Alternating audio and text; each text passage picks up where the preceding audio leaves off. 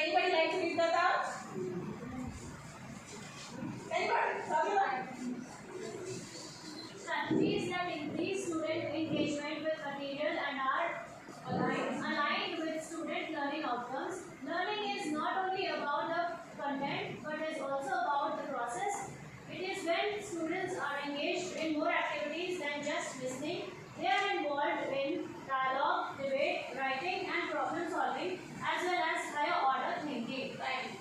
So these are some definitions. If you look at specifically what academicians talk of as far as active learning is concerned, this is what they say. That they say that these are strategies that increase student engagement with the material and are aligned with student learning outcomes. We are all aware that whenever we plan a lesson, the first thing that we think of is what outcome we want to achieve through that lesson. So whatever activities we are planning should be in alignment with those learning outcomes. So whatever activities we are planning, even if it is making a student stand up and read something, that is also active learning.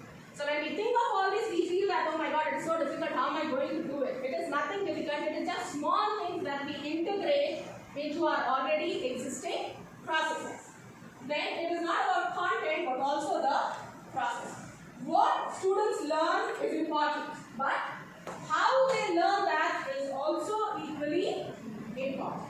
Because unless and until we satisfy the how part of their learning, the learning will not happen.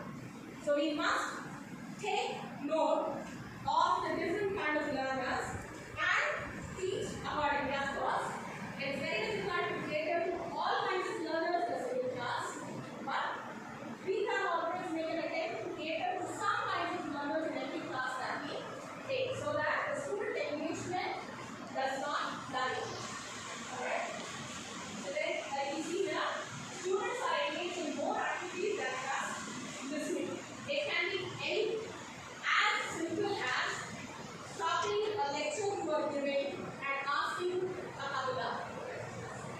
The moment you ask questions during the lecture, what happens? Students become alert. Some become alert because they are scared teachers are going to ask them. Some become alert because they want to be able to answer the questions you are going to go. Right? So, as simple as that. Do a lecture, while giving a lecture, wait. Give a rest to your throat. Do a question. Take answer.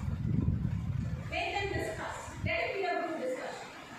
Such simple activities also become active learning strategies. Okay, problem solving, writing, debate, dialogue, any simple activities also become active learning if you utilize them properly. Okay, so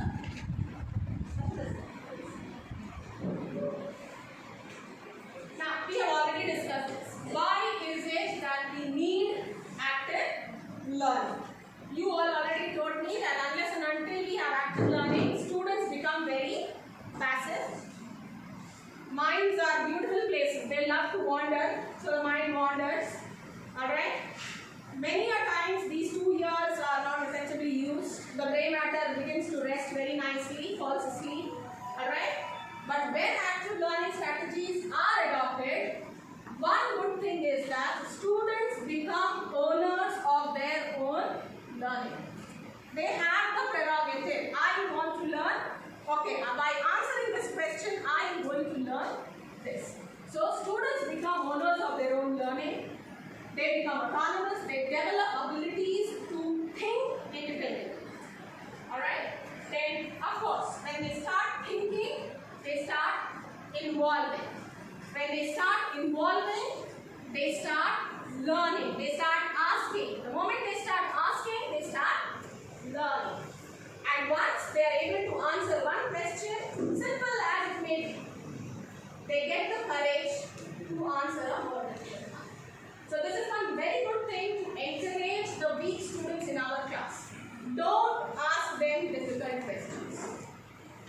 Ask them simple questions. Something that they can even read from the text and answer. So if they are able to answer one simple question, it gives them the confidence to be able to answer the text. They'll at least